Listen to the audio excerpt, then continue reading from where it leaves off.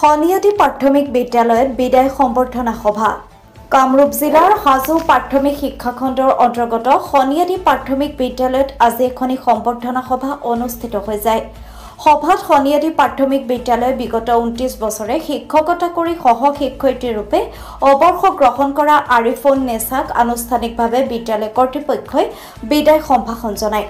তদুপলক্ষে আয়োজিত সম্বৰ্ধনা সভাত সভাপতিত্ব কৰে অৱৰ্ষপ্ৰাপ্ত শিক্ষক ৰফিক উদ্দিন আহমেদে।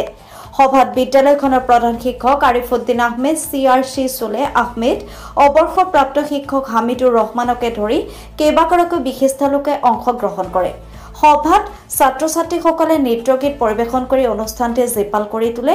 বিদায় সহ শিক্ষয়িত্ৰী আৰিফুন নেছাক ফুলাম গামোচা জাপি, পিতলৰ শৰাই, পাটৰ মেখেলা চাদৰ, ধৰ্মীয় গ্ৰন্থ, অভিনন্দন পত্ৰৰে সম্বৰ্ধনাও জ্ঞাপন কৰে। সভাত বিদ্যালয়খনৰ পৰিচালনা আৰু উন্নয়ন সমিতিৰ বিষয়ববীয়া শিক্ষক শিক্ষয়িত্ৰীৰ লগতে ছাত্ৰ-ছাত্ৰীসকলো উপস্থিত থাকে। মিছ আৰিফুন নেছা বাইদেৱে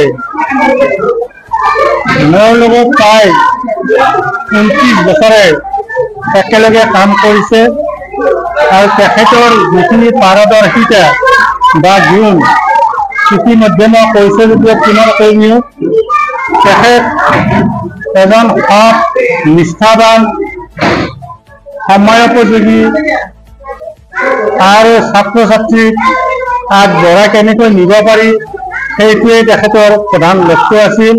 মই কিছু সময় আগত কৈছোঁ, তেখেতৰ যিজন শেহতীয়া ল'ৰা, সেই ল'ৰাজন হওঁতে 3 মাহ তেখেতে ছুটীত আছিলে।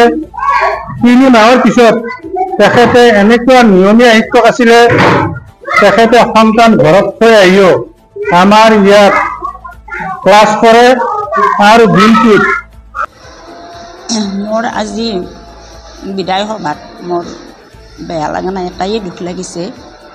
মই ছাত্ৰ ছাত্ৰীক কি দিছোঁ কি দিয়া নাই মই অলপ অনুভৱ কৰিছোঁ আৰু ছাৰ বাইদেউসকলৰ লগত মই মিলা প্ৰীতিৰে থাকিম বুলি আশা ৰাখিছোঁ আৰু মই ভৱিষ্যতত ছাত্ৰ ছাত্ৰীৰ শুভ কামনা কৰিছোঁ আৰু মই মাজে সময়ে বিদ্যালয়ত আহি ছাত্ৰ ছাত্ৰীক শিক্ষাদান কৰিম বুলি ভাবিছোঁ।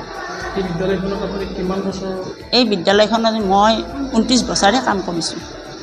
এই সময়ছোৱাত আপোনাৰ সহকৰ্মী আৰু ছাত্ৰ ছাত্ৰীসকলৰ লগত কথা আদান-প্ৰদান বা মৰম কেনেকুৱা আছিলে ছাত্ৰ ছাত্ৰীৰ প্ৰতি? মই ছাত্ৰ ছাত্ৰীৰ লগত মোৰ নিজৰ ল'ৰা ছোৱালীৰ নিচিনা ওতঃপ্ৰোতভাৱে জড়িত আছিলোঁ আৰু কোনোবা ল'ৰা ছোৱালী যদি স্কুলত নাহে মই ছাৰৰ লগত আলোচনা কৰি মই ঘৰলৈও গৈছিলোঁ।